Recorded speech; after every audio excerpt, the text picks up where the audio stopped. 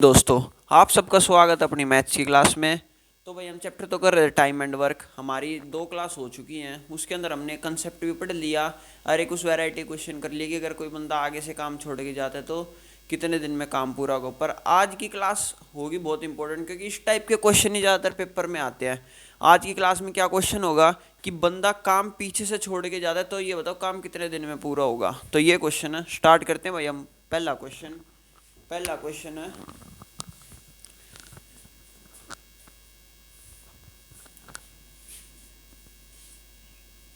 ए किसी काम को 10 दिन में कर लेता है, बी उसी काम को 12 दिन में कर लेता है। तो आगे क्यों पूछा है? They begin to work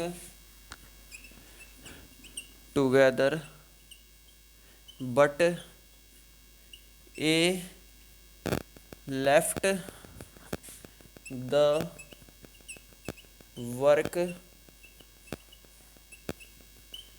before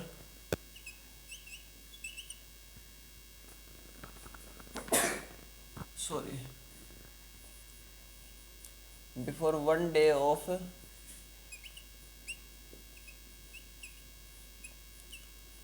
completion of work. Find the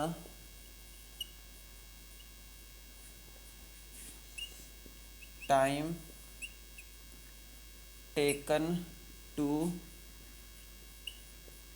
complete the work. ये क्वेश्चन है। इसके अंदर क्या कहा है? ए एक काम को 10 दिन में करता है, बी उसी काम को 12 दिन में करता है। उन दोनों ने काम करना चालू किया, पर ए ने काम पूरा होने से एक दिन पहले काम छोड़ दिया।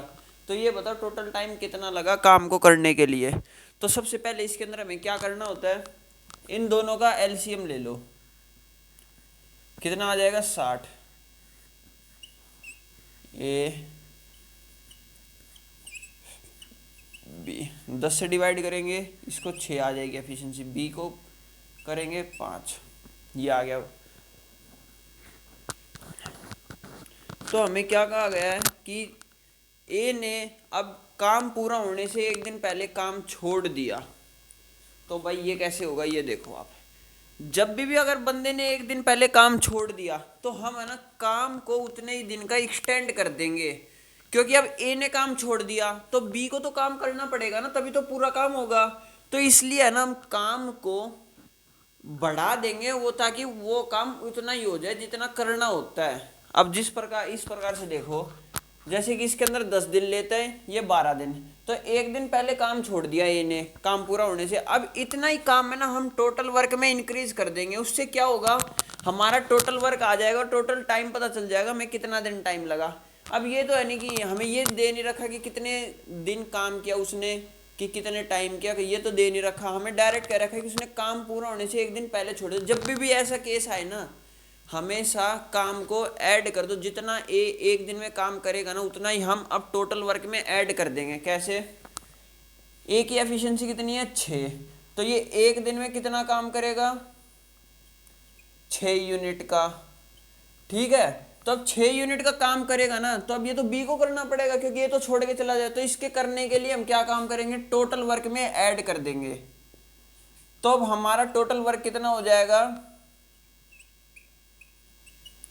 66। ठीक है, जब भी ऐसा केस आ जाए ना, हमेशा याद रखना, जब भी वो कहे ना कि आपका टाइम से इतना पहले काम छोड़ दिया, तो उसका जितना लगा लो कि उतने दिन में कितने यूनिट का काम करता, और उसी को है ना टोटल वर्क में ऐड कर दो। तो हमारा टोटल वर्क कितना आ गया? 66। अब हमें बताना है टाइम। तो टाइम का फॉर्मूला क्या होता है? Time is equal to work upon efficiency. Work कितना है? 66, और एफिशिएंसी कितनी? 11। तो टाइम कितना आ जाएगा? 6 डेज। तो ये क्वेश्चन था। मैं फिर से एक्सप्लेन करता हूँ, आपको फिर क्लियर हो जाएंगी चीजें। ए किसी काम को 10 दिन में करता है, बी उसी काम को 12 दिन में करता है।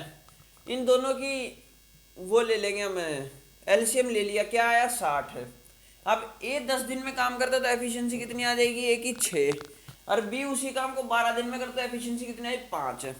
अब जब भी ऐसा केस आए ना कि काम कंप्लीट होने से इतने दिन पहले छोड़ दिया, उतना ही काम है ना टोटल वर्क में ऐड कर दो जितना वो छोड़ता, और जितना मतलब कि वो जितने दिन छोड़ेगा ना उसी के हिसाब से टोटल वर्क निकल जाएगा अपना। जैसे क्योंकि अब ए ने काम छोड़ दिया तो बी को तो काम करना पड़ेगा ना, तो बी काम करेगा तो उसे ए का भी काम करना पड़ेगा, इसलिए हम ए का ही काम जोड़ेंगे।